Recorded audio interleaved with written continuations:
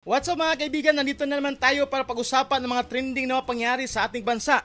At yun na mga kaibigan, stop ng isang senador na amoy kuno, na amoy marijuana. Di umano, kasi nga hindi pa naman prove mga kaibigan. At yun dahil sa pangyaring yun mga kaibigan, ay nanawagan ang isang senador na dapat daw magpa-random drug test doon sa Senado. Well, kung isipin natin mga kaibigan, ilang beses ba nagkaroon ng issue sa drugs regarding sa mga nasa gobyerno na nagtatrabaho mga kaibigan? Sa ating knowledge mga kaibigan, alam naman natin before, ang daming nanawagan na magpa-drug test ang ating presidente.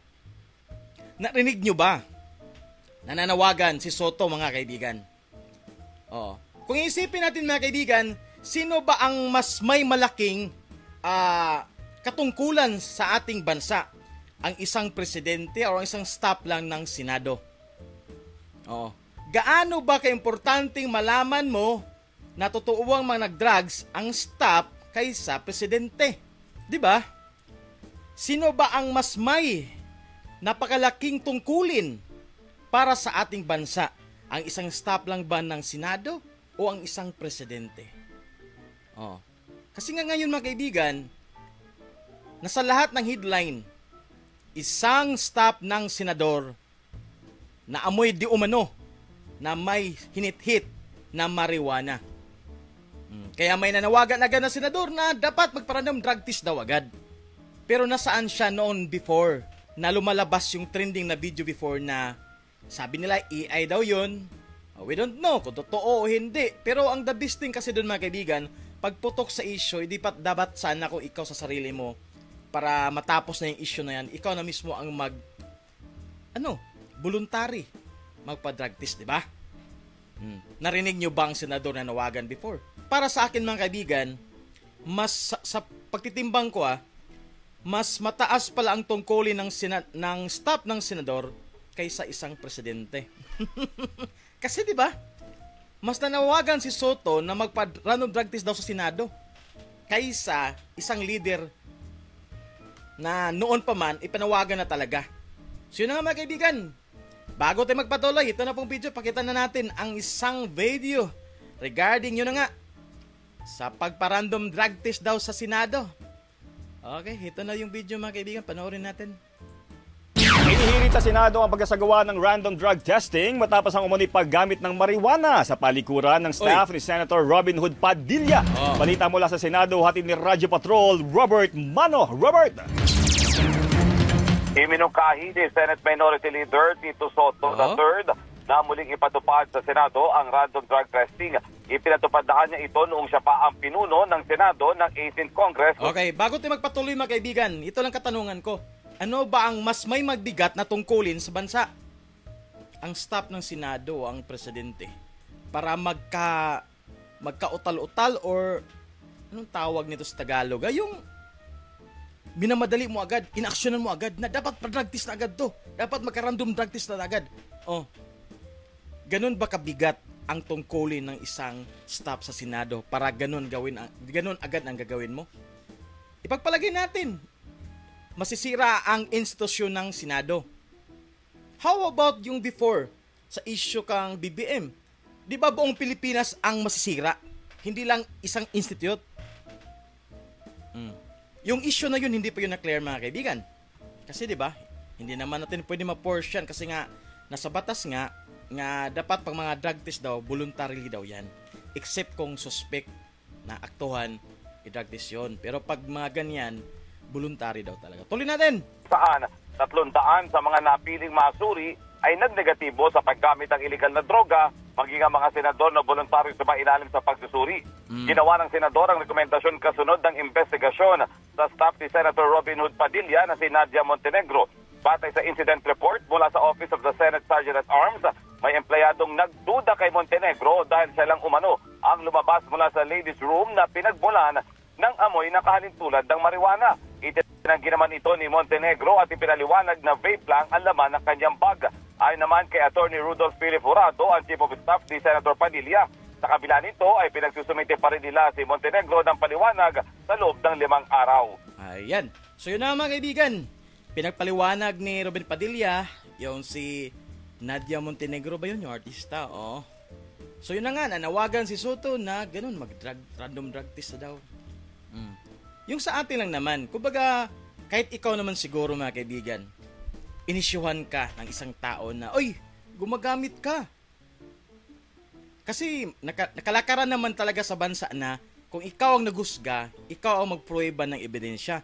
Pero ang drug kasi na issue mga kaibigan, iba kasi yan, ibang issue yan para sa akin. Kung may nag-akusa sa'yo, ang best way na masuplak siya, ay magpa-drug test ka at mag-negative ka. Yun ang best way pag usaping drug test. So yun na nga ang katanungan natin, ano ang mas may mabigat na katungkulan sa bansa? Ang staff ba ng Senado o ang isang presidente? Kasi until now, yun na nga, hindi pa rin na-close ang issue na yun mga kaibigan, di ba? Natabunan na lang ng maraming issue. Until now, wala pa rin tugon. Hindi pa rin na-clear ang name na... Kasi kung isipin natin mag-email, kung ako, pa-drug test ako, pag negative, isupla sila lahat. Di ba? Supla mo lahat ng DDS. Pag nag-negative ka. Di tapos, iyak lahat ng DDS. No. Pero wala eh. Bakit? O, di ba? Ayaw nilang ipakita. Ayaw nilang tumugon. Ang dami na nga nananawagan, di ba? Na hair follicle test. Wala. Pero ngayon, nanawagan si Soto. Gumawa nga tayo ng mga kaibigan eh. Gumawa tayo ng full. Nag-post ako kanina. Maraming tumugon. Nakakuha tayo ng, tingnan ko muna. Nakakuha tayo ng 5,400 votes. Nakalagay doon sa pagpipilian mga kaibigan. Ang tanong, pabor ka ba na magkaroon ng random drug test? Sa option na lahat ng nasa gobyerno dapat, nakakuha tayo ng 97%. Then sa yes, basta sa Senado lang, 2%. Tapos pangatlo, Senado lang to, wala nang iba. 1%. So nakakuha tayo ng 5,400 votes sa ginawa nating survey kanina. So in other words mga kaibigan, maraming mga Pilipino, mga mamamayan na gusto talagang ang mga nasa gobyerno ang magpa-voluntary drug test. Tama nga naman. Pero bakit ganun kahirap mga kaibigan? Bakit wala yan sa batas natin, no? Kumukuha ka ng driver license, required. Kung mag-abroad ka, seaman ka o ano pa dyan, required. Pero bakit sa gobyerno hindi yan required? Yan ang big question dyan. But anyways mga kaibigan, dahil sa pronouncement ni Soto, is sinupla po siya ng isang batikang broadcaster. Ito po, pakita po natin sa inyo. Ito ngang panawagan ng Senate Minority Leadership ni Senator Tito Soto na magkaroon ng random drug testing. Isailalim sa random drug testing ang lahat ng kawani, opisyal dyan sa Senado. Kasunod nga ito, doon sa mga ulat na may, sa ulat na may kawani, umano sa Senado ang nahuling nagmamariwana sa gusali. Itinanggi naman po ito ng pinagbibintangan o napagbintangang staff. Maganda pero hindi.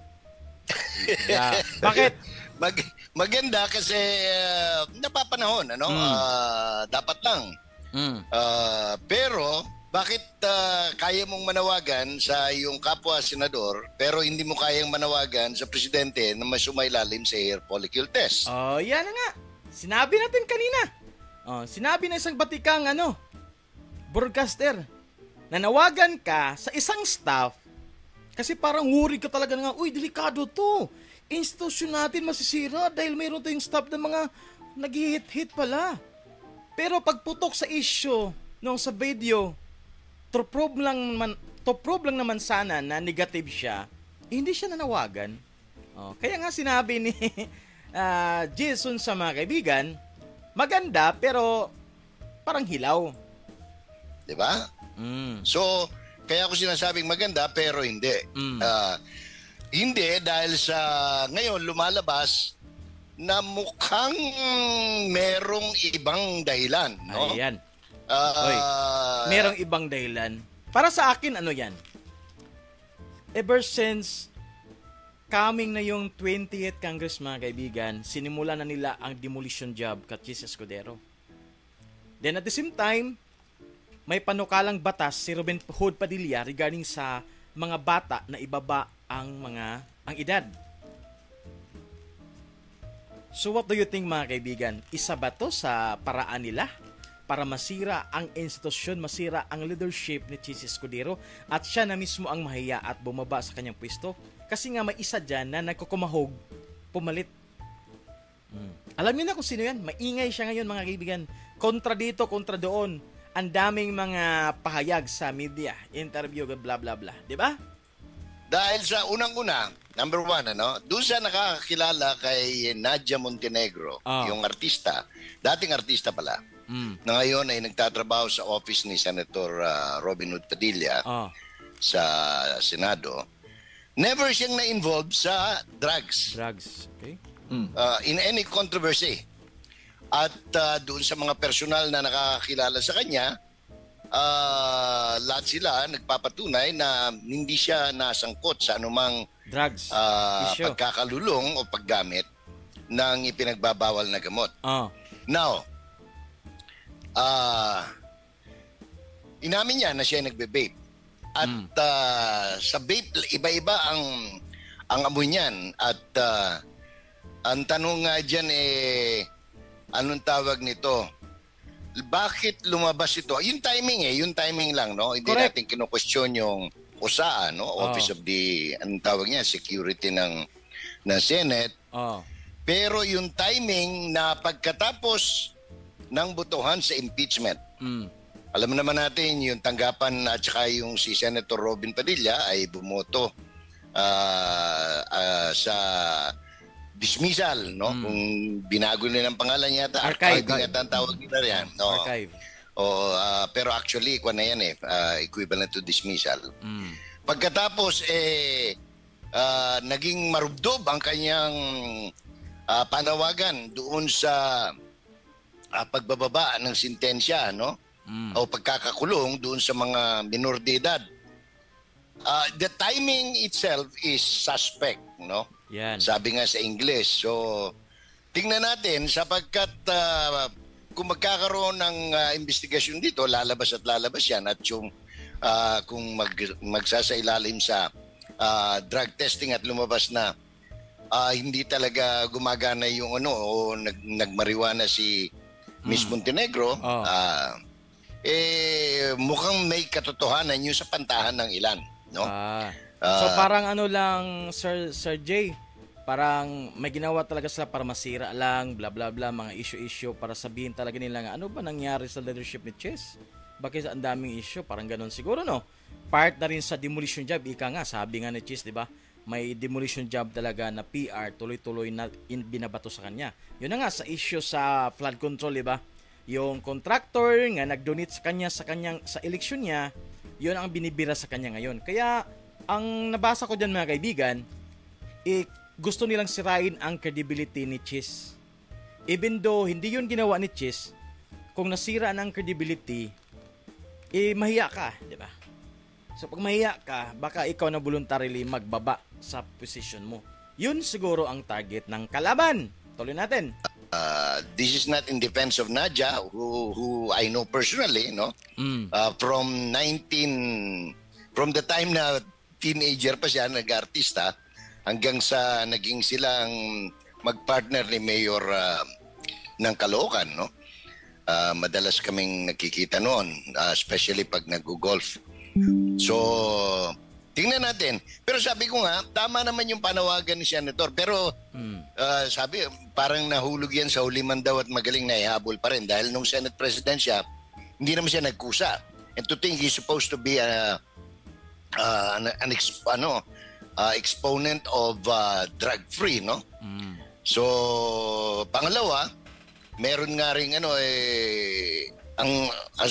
sunod-sunod pag tinignan mo yung social media, nire-review ka, alas mo kanya lahat, puro iisa ang topic. So, there seems to be an effort, no? A PR effort. PR effort para sumikat siya? Dito sa calling unang-una, parang ang tinutumbok ay si Senator Chis Escudero. Alam naman natin na yung nangyari, no? Nung impeachment hearing, nung deliberation sa Senate. Pangalawa, may hambing, may dudugtong mo na rin ito doon sa signing ng sa Malacanang na nandoon Senate President at iba pang mga senador, yung very poor taste na pasaring ni President Marcos, no, ni Bonget, kay yung meron siyang very cheap joke na mga gustong mag-apply sa Supreme Court, yung ganon. Magkaroon lang daw ng autonomy.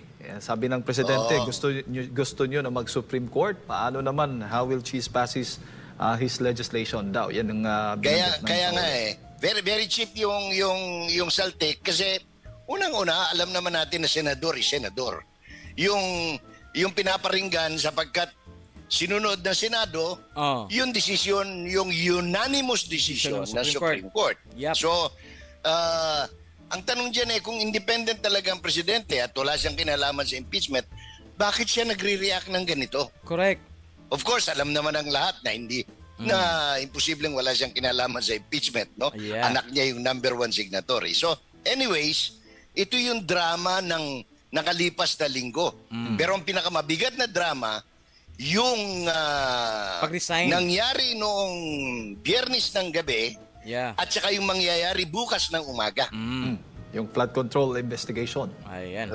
Yung Biyernes ng gabi, yung biglang pagre-resign irrevocably ng direktor ng NBI at yung bukas yung pasimula ng independent investigation ng Senate Committee on Accountability of Public Officers and investigation otherwise known as Blue Ribbon Committee, no? Po. So yun na mga magkaibigan, sinabi na nga na Jason sana tama pero hindi.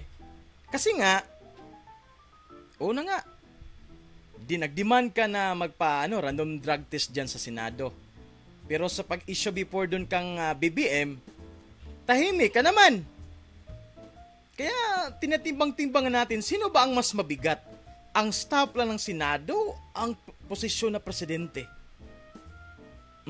Sino ang mas may malaking responsibilidad na kung matikwang or mabulilyaso, malaking problema sa Pilipinas?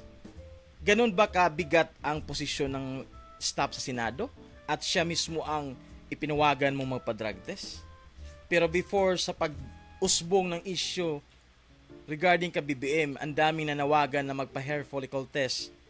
Ba't tahimik ka? So yun na nga, may isa pang theory si Jason sa mga kaibigan nga it is part of the PR. Part of the demolition job to discredit the leadership of Chis Escudero. Isa na yan. At the same time, marami sigurong walang gusto o hindi sang-ayon sa panukalang batas ni Robin Hood Padilla. So, yun na nga. Ang daming issue mga kaibigan. But anyways mga kaibigan, mamayang alas 10 ng umaga ay magkaroon ng investigasyon ang Blue Ribbon Committee ni Senador Rodante Marcoleta. Ayan. Kaya abangan po natin yan mamaya alas 10 ng umaga mga kaibigan. Kaya tune in lang po tayo para malaman natin kung sino talaga ang mga magnanakaw sa gobyerno. Aabangan din natin kung imbitado ba si Mayor Magalong sa hearing na yan or kung magpakita ba siya ng ebidensya. Kung sino yung nakakita sa video ko before, sinabi ko na nga na ang daming hawak na ni Magalong na ebidensya regarding sa flood control na yan, pero hindi pa rin siya ipinapatawag ng Malacanang. So yun na po. So ito yung iwan nating katanungan. Ano ba ang mas matimbang at mabigat? Senate staff or presidente? Bakit nanawagan ngayon si Soto ng random drug test? Dahil sa issue na kumakalat na di umano may naamoy daw na marijuana doon sa palikuran ni Robin Hood Padilla. Hindi pa naman natin ma-probe talaga mga kaibigan nga kung totoo yan o hindi kasi wala pa naman talagang under investigation pa ang nangyari sa lahat. But anyways, yun na nga, nanawagan na ng drug test. Kaya para sa akin, Maganda yung layunin. Pero makikita mong may kinikilingan si Soto. Maganda ang layunin. Pero hindi niya tinimbang, no? Kaya minsan naisip natin, mas mabigat pala ang Senate staff kaysa presidente. Kasi nung nagkaroon ng issue, ang presidente hindi siya mananawagan. Pero yung nagkaroon ng issue ang Senate staff, nanawagan agad ng random drug test. Oh, di ba? So kayo na bahala mga kaibigan ang mag-decide at humusga kung ang ganitong action na ginawa ni Soto ay tama ba?